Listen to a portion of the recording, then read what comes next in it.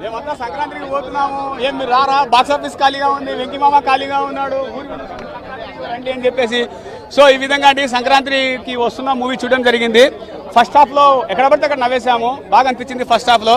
కానీ సెకండ్ హాఫ్లో ఎక్కడ నవ్వాలో చెప్పలేదు డైరెక్టర్, అదొకటి మిస్టేక్ జరిగింది అనుకుంటాను నేను. అండ్ అర్థం కాక నవ్వుకుంటానే ఉన్నా, పలానా అక్కడ నవ్వాలి అనేది నవ్వేవాను అనమాట. సో లాస్ట్ సో అట్లా చెప్పలేక చెప్పినా అమ్మా ఎక్కడ నవ్వాలో తెలియదు అని చెప్పేసి అని అడుగుతారా సీక్రెట్లు, అబ్బా వద్దారత్తయ్య. సో ఈ విధంగా అండి కన్వర్జేషన్. వెంకీమామ గారి కష్టాలు, రాత్రి కష్టాల కోసం గోదావరి సాంగ్ తీశారు, అది మనకు ఆనందంగా ఆహ్లాదంగా ఉంది. దాని తర్వాత వచ్చే నెగిటివిటీ ఎలా ఉంటుంది అనేది కూడా చూపించారు సాంగ్ తర్వాత.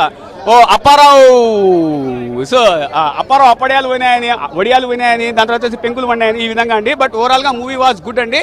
అక్కడెక్కడో తీసుకొని పోయి చివరికి మెసేజ్ ఇచ్చారు, గురువుని గుర్తించండి అనేటువంటిది. అది ఎందుకు నాకు అర్థం కాలేదు. బట్ ఇది మూవీ, బట్ ఓవరాల్గా మూవీ అయితే ఫస్ట్ హాఫ్ నవ్వుకోవచ్చు. సంక్రాంతి ఒకసారి వచ్చినాం కాబట్టి ఒకసారి చూడొచ్చు అని అనిపించింది ఫీలింగ్ నాకు, చూసేసాను. బట్ మిగతాది మీరు కూడా తలా ఒకసారి చూసుకుంటే అయిపోతుంది. అయితే సంక్రాంతి పండగ రేటింగ్ ఇస్తారా అమ్మా, పండుగని ఆస్వాదిస్తారు కాబట్టి.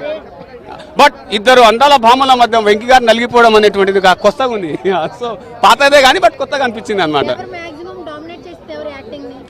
సో ఆమె హీరోయిన్ పేరు తెలీదు, ఇద్దరు బాగానే చేశారు ఓవరాల్గా. ఇంకా రెండు కొప్పులు ఉంటే కొట్టుకుంటాయి అనేటువంటిది సామెత కాదు కానీ నిజమే అనిపించింది ఏమో చూస్తుంటే. లవర్ క్యారెక్టర్ ఇద్దరు డామినేట్ చేశారు. ఇప్పుడు ఒక లేడీని చెప్తే ఇంకో లేడీకి కాలుద్ది అనేటువంటి చూపి, అది నిజమా అబద్ధమో తెలియదు కానీ నిజమే అనిపించింది నాకు కూడా. దీన్ని కూడా ఒకసారి ఇట్లా తిట్టి చూస్తావు ఎవరికైనా తెలుస్తుంది. సో ఇదండి ఓవరాల్గా మూవీ చూడొచ్చండి.